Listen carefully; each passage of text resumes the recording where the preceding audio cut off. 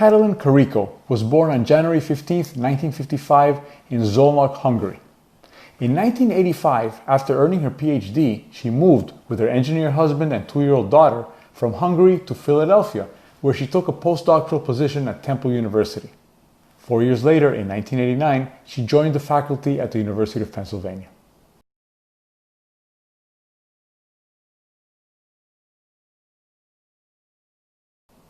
As a biochemist, Kariko was fascinated by what is known as messenger RNA. What is messenger RNA? Well, the body relies on millions of tiny proteins to keep itself alive and healthy. Messenger RNA tells the body's cells which proteins to produce. What fascinated Kariko was that if you could design your own messenger RNA, you could, in theory, hijack that process and make the body create any protein.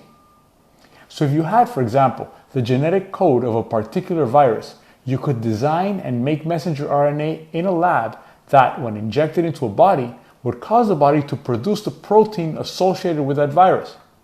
The immune system would then target that protein and develop antibodies to neutralize it, resulting in protection from the virus. Basically, a new kind of vaccine. In 1990, researchers at the University of Wisconsin managed to make it work on mice. Kariko wanted to go further, but her work was deemed far-fetched, and her efforts to obtain funding for her research through government or corporate grants were fruitless.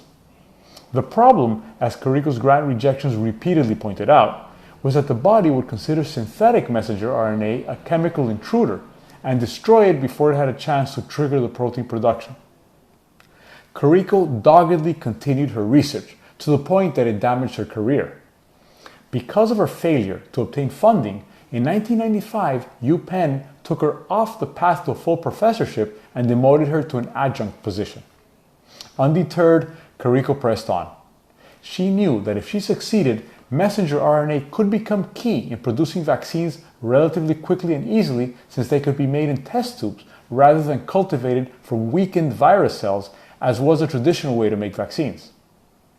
After a decade of trial and error, Kariko and her longtime collaborator Drew Weissman, an immunologist with a medical degree and a PhD from Boston University, finally hit on a solution. They discovered that a single RNA building block, or nucleoside, named uridine, was signaling the immune system that the synthetic messenger RNA was indeed synthetic and thus a foreign body. A slight modification to that nucleoside created a messenger RNA that could sneak its way into cells without alerting the body's defenses.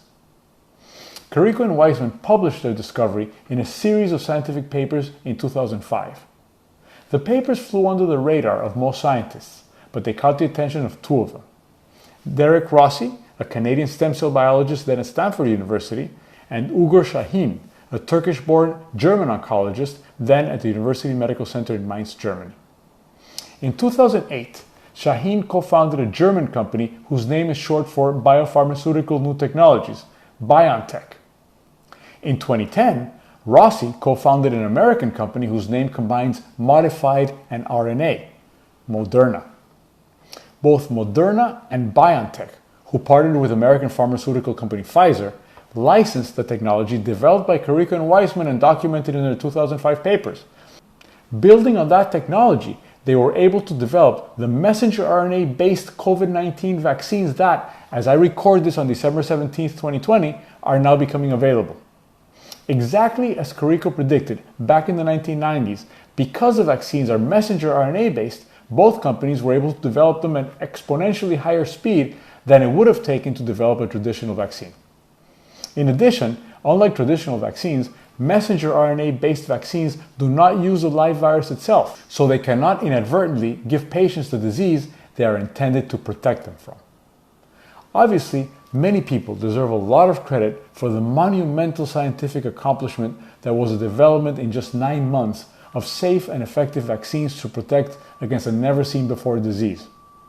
One of them is certainly Katalin Kariko. In 2013, Kariko left her position at the University of Pennsylvania to become a senior vice president at BioNTech and oversee its messenger RNA work. So, in 2005, she and Drew Weissman made the discovery that enabled messenger RNA-based vaccines. And in 2020, she helped develop the vaccine made possible by that discovery. I'll leave you with this footnote. Remember the 2-year-old daughter that Kariko and her husband brought over from Hungary in 1985? Her name is Susan Francia. She grew up to be a world-class rower and won gold medals for the United States in the 2008 and 2012 Olympics. There she is with her mom. I'm Jack Azut. Thank you for watching.